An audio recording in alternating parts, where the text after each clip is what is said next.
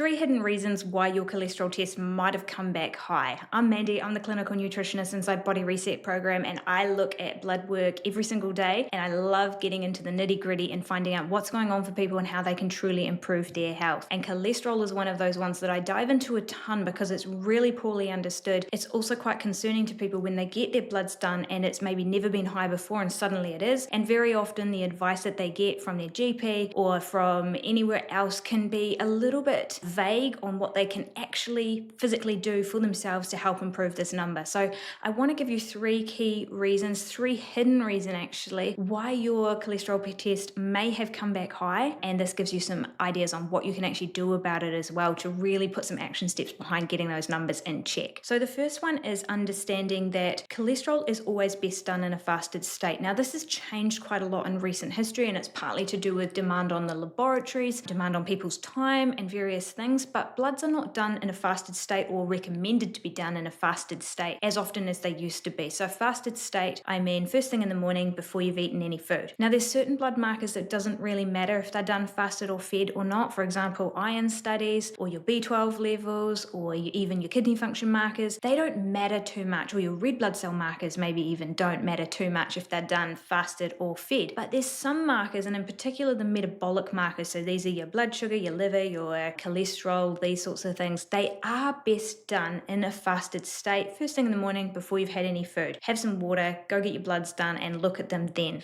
But more and more often blood tests are being done in a non-fasted state, and this actually adds a layer of confusion. Now what's confusing about this is that when you get your cholesterol panel done, there's a few things that are tested. Number one is your total cholesterol. That is a sum of your good, your bad, and your triglycerides. Your triglycerides are obviously in that panel, your good cholesterol HDL is in that panel, and your bad cholesterol LDL is in that panel. Now LDL and HDL, good and bad cholesterol, don't actually change that much from a fasted to a fed state. And because when you go to get your blood work done and they're looking at your cholesterol and it doesn't change, that's why it's not really necessarily said get your bloods done in a fasting state. But the tricky part here is that triglycerides, they are hugely different from fasted to fed. Now triglycerides are not cholesterol. Triglycerides are fat. They are energy that is made from the food you've consumed that is being shipped out into the body. So in a fed state, i.e. 2, 3, 4 hours after you've eaten, your triglycerides are at the highest. Now what does that matter to cholesterol? It matters because that total cholesterol number, that is often the one that people know, read and base their information on, is made up of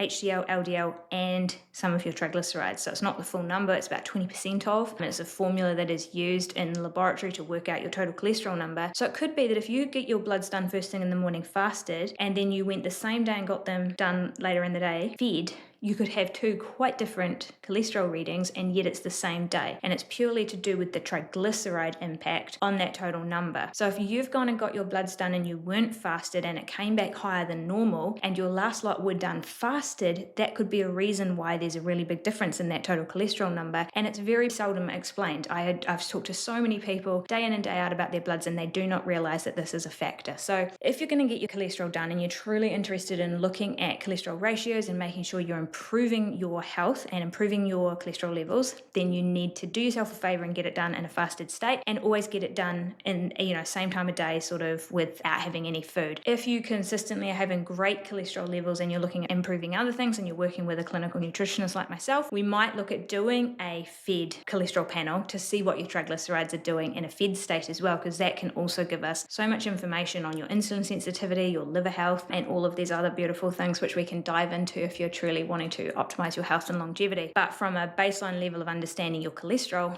get it done fasted so that you don't have that kind of fluctuation of triglycerides mucking up that total number and maybe making you concerned where you don't need to be concerned. The second part to cholesterol is a kind of hidden cause for high cholesterol, and I guess it's not a hidden cause as such of high cholesterol, but it's an understanding that cholesterol is more than the number. So very often what happens is it'll go get your cholesterol done, and either the total cholesterol number is looked at or the LDL cholesterol is looked at. Now, LDL is the so-called bad cholesterol, so it's the number of concern to the GPs. It's the number that they will potentially prescribe by, and there's reason for that, from historic evidence and whatnot, which is arguably being argued at this point in time through science and medicine, but they're prescribing based on that number. Now, what is more important to understand when it comes to cholesterol is that LDL and HDL, we call them cholesterol, but they're not cholesterol. They are a protein protein molecule. They are essentially a ball of protein, an outside kind of coating of protein that can move around in our blood, and the purpose of it is a taxi to move energy, triglycerides, around in our body. So what's important in that is that the actual size of those proteins, the LDL, is more important than the total number, but what is measured on the LDL test is just how much is there in general. So it doesn't really give us an idea of, are they a healthy LDL particle, are they an unhealthy LDL particle? And so what we can do, we can determine whether they are maybe better or less good, so big, fluffy, or small, if you've ever dug into cholesterol at all, particles based on the HDL and the triglycerides. So like I said at the start, what's often focused on is the total cholesterol number, and then if it's not the total cholesterol number that's focused on, it's the LDL number. And most often when I talk to people, they don't even know what their HDL, the good cholesterol, or their triglyceride number is, because the only thing that gets talked about is that LDL number. But that LDL's risk factor for your total health is determined by what's going on with the other two numbers, so triglycerides and HDL. So that's another reason, get your bloods done in a fasted state so you can see what your triglycerides are doing when you haven't been eating, because otherwise you might muck up the whole kind of equation. But what we really need to understand is that LDL becomes a risk factor when HDL and triglycerides aren't good, and we can improve HDL and triglycerides by nutrition, diet, lifestyle, all of those sorts of things, and that reduces the impact of the LDL overall. So it's not just looking at the number and saying, well, this is high, this is a problem. It's looking at all of the other pieces of the puzzle that go alongside that. And so case in point here, I was talking to a guy yesterday whose LDL was sort of sitting at that top end of what would be considered, safe and optimal, or top end of the reference range. And he was a little bit concerned about it. And he's like, what's going on there? And I was like, well, let's have a look at your other numbers. He is a lean, healthy weight. He's active. He eats really well. He doesn't have a big belly or anything like that. His blood sugar markers are excellent. His triglycerides are not elevated. His HDL is at a really good space. And I was like, you know what? Statistically, there is not a real issue here with this number being a little bit higher. If your triglycerides were really high and your HDL was very low, this would be more of a problem. But when we look at you as a whole and don't just limit you down to being a single number and your risk factors being only based on that, then this is actually truly not a problem. And so when it comes to cholesterol, it really requires not just taking that face value number, but actually digging a little bit deeper and looking at all of the other things that are associated with metabolic health and optimizing all of those. And often when you get that in the right place, LDL will balance itself out and do its own thing. And I think what's important to understand here is that cholesterol is not a problem. Our body makes it, our liver makes it. We primarily get cholesterol from our liver, which produces it because we need it. We need it to make our sex hormones. We need it to make our stress hormones. It works as an anti-inflammatory molecule in our body. It's embedded into every single cell wall throughout our body. It is incredibly important to have cholesterol in our body, including LDL. And so just lowering it based on a number when all other risk factors are fine really is kind of just missing the woods for the trees in a way. And we want to understand what's going on for the individual and how can we actually make this work. And I don't think that there's a single LDL number that is, this is the number everyone should have. There is variations there based on genetics, based on all sorts of things that can determine where you might sit there a little bit. And it's impacted by a lot more than just, are you eating too many eggs, which really has very little impact whatsoever on that total number. So understanding that cholesterol is more than the number, it's about the ratios. And if you truly are interested in optimizing them, you need to understand that and not just be worrying about that single number, because you'll be constantly chasing your tail and not even necessarily reducing your risk. There is a lot of really crazy information in some of the big longitudinal studies like the Framingham Heart Study and stuff like that show that actually up to 40% of the people in that study that had heart attacks had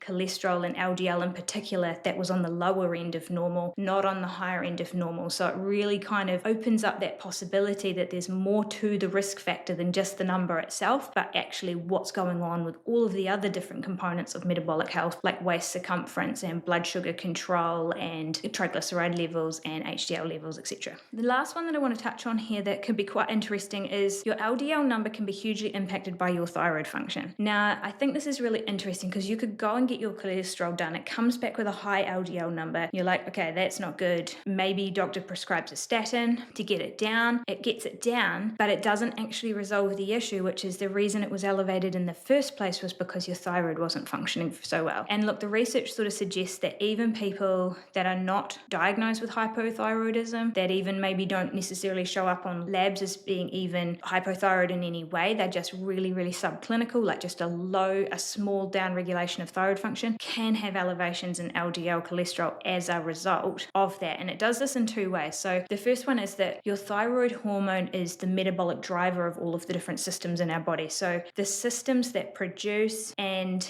clear excess LDL are your liver, your gallbladder, your digestive system, and your bowels. And so your thyroid function is kind of what drives their processes. Now, if your thyroid function is low and you have less thyroid hormone, then all of the other systems in the body are going to function at a lower rate and be a little bit more sluggish. So your liver's ability to process LDL and get it into the gallbladder to be excreted in your bile, into your digestive system to be picked up by fiber to be removed from your body and from your bowels doesn't happen as efficiently. And what can happen then is that LDL can recirculate, increasing that total level of LDL particles in the body. So that's the first way that thyroid has an impact. But there's another way, and that is that your LDL particle, that kind of protein ball that carries energy or triglycerides out into your body, is carrying energies to your cells. Now, when you have a good level of thyroid hormone, your cells are more sensitive to that. They pick up that that energy is available so that they can use it. And that means that your liver is not going to keep producing so much of it, because your body will send the message that we're replete, we've got energy there available, we don't need more. If your body is getting the message that there's not enough energy availability because your cells are not so sensitive to that energy, then your liver is going to produce more LDL and ship more stuff out into the body. So it's kind of like this faulty, it's very similar in a way to insulin sensitivity. When you are insulin resistant, even if you've got high blood sugar levels, you might feel hungry for carbohydrates to bring more in. And it's not because you need more, it's because the message is not getting across the cell wall to say there's sugar available, we could use it for energy. And it's much the same, where your thyroid hormone helps to keep you sensitive to the LDL cholesterol particles and the energy that they're shipping around your body. And if the thyroid hormone is low, that sensitivity is low, so more can be produced as a result. And then also it's not being cleared as efficiently, so we can get this kind of real uptick of LDL particles as a result. And look, a couple of bonus features here is that, like I said, LDL cholesterol in general is super important. And some curiosities are that people who undereat and overtrain will often also have higher LDL levels, and it's to do with that increased movement of energy particles through their body, and also the fact that LDL does have an anti-inflammatory role in the body. And so if there's more inflammation and more tissue breakdown and worse recovery, that's going to be upregulated as well. So you could be getting your bloods done and you are, say, burning the candle at both ends, doing all the cardio, not eating that much, trying to lose weight, and your LDL might be through the roof, and you think, well, I need to eat less, or I need to eat less protein, or whatever it might be. And actually the issue is that there's an underfueling, under recovery thing going on. And often I'll see LDL increase as well for some people who are of a lean, healthy weight, quite active, but eating lower carbohydrate. And it's not pathological, it's more an adaptation where the body is shipping more energy out via those LDL particles to the body to be used as fuel. So like I said, there's so much more to the cholesterol discussion than just the number is high, therefore there is a problem. It's really looking at all of the systems that are going on. And I do this every single day. I look at, oh gosh, I can't even tell you how many bloods I've looked at now. It would be in the thousands of blood panels that I've looked at, and then compared that to the individual in front of me. What are their symptoms? What are they experiencing? What are they eating? What are they doing? And I can tell you that LDL, there's a lot more variation in what is normal there than what we're kind of led to believe and what the reference range really shows. And if we're just focusing on either that total cholesterol number, which honestly I tell you to completely ignore that number, it means nothing, or even the LDL number, the bad cholesterol number, then we're really missing the point. And you may be doing what you feel is right, but truly not optimizing your health or reducing risk factors for chronic diseases at all. So if you want to know more on this, I did another full training a while ago on understanding optimal blood work markers. We touched on cholesterol, but we talked about a whole bunch of other markers as well, including thyroid markers and iron and all of these things. If this interests you and you want to know more and you want to dig into that, I'm going to link that video down below. It would be a great one to watch after this and just give you that deeper understanding of what's going on in your blood work, to really follow that thread through if this is something that's kind of pinging in the back of your mind and you know you need to dive into this for you. And if that's helpful, there is a blood work guide attached to that video as well, which you can look at, and you can have a look at your own bloods, compare the numbers, and just see where things are sitting. So hopefully that was helpful. Hopefully it was interesting for you and you took something away from that, and I will see you on the next one. Bye.